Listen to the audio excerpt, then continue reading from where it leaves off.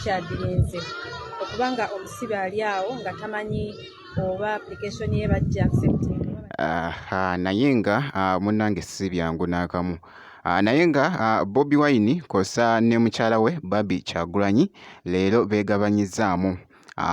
Bobi Wine n'agenda munnange ate Luzira. Omukyala Barbie Kyagulanyi n'agenda e Masaka mu kulambula munnange ate abantu baabwe be baasiba mu bya politics ba bodyguard kosa n'abantu munnange ate abalala.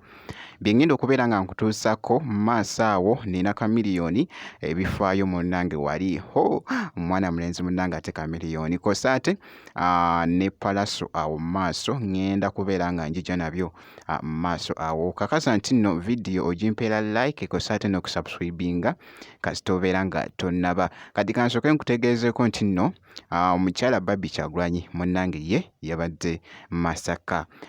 Jjukira nti nno abantu munnange ate abaasubibwa omuli munnange ate Akireewo Kivumbi, Gaddafi, Nuwa Mutwe, Eddie Mutwe kosa n'abalala munnange era nga wali omukyala Barbie Kyagulanyi ye abadde Masaka awali Eddie Mutwe kosa n'abalala era nga munnange wali ku mulundi guno bazze ne mutabani we era nga naye abaddeko munnange wali. Omukyala Barbie Kyagulanyi bw'ati bw'abadde ayogera ku byajeeyo okusinziira munnange wali engeri gy'abadde ayogeramuko mu katambi awo.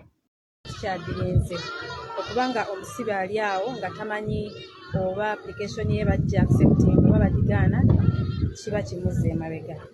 Eddie Mutwe akyayina enkovu eziri mu kuwona n'ebifo ebimu byasannyalala ng'engalo ezimu zasannyalala, so katumusabire naye nga bagumu tebanaggwamu maanyi, balina essuubi era basaba muyongere okukabanja.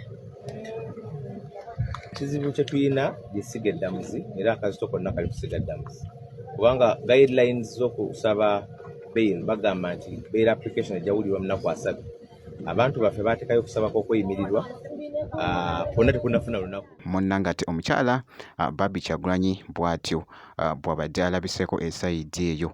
Naye nno wali omwami wali Bobi Wine ye abadde nga yatuuse dda munnange ate e Luzira wali okusisinkana munnange ate omulinga Bamashete kosa n'abalala munnange bw'atyo nno bw'abadde alabiseeko nga bwongezaako kulaba ebifaananyi ebyo ebibadde bikutte akati wali ku mukutu munnange ogwa Facebook kosa ate ne TikTok esayidi eyo omukulu munnange ate Bobi Wine ye abadde Luzira ngera bwe mbadde nkutegeezezza munnange ate wali.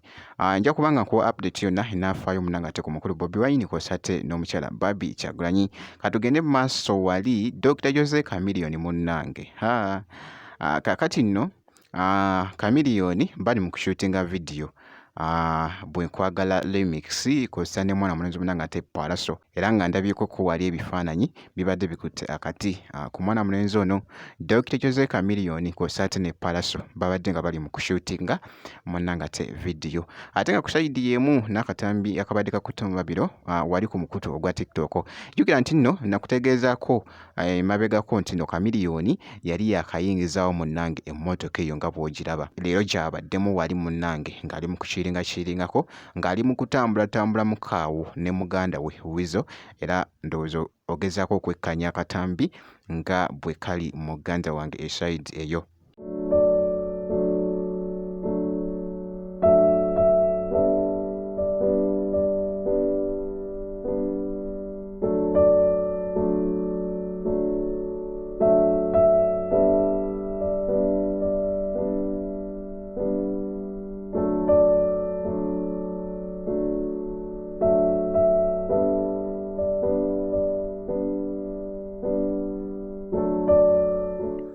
Bwe kityo nno munnange ate bwe kitambudde bwe nti bwe nkoze kakasa nti no vidiyo ogimpeera like kosa ate n'okusubscribinga kasita obeera nga tonnaba obeera ofuna notification ku vidiyo ebeera eteereddwayo wano ku Jaminat UG.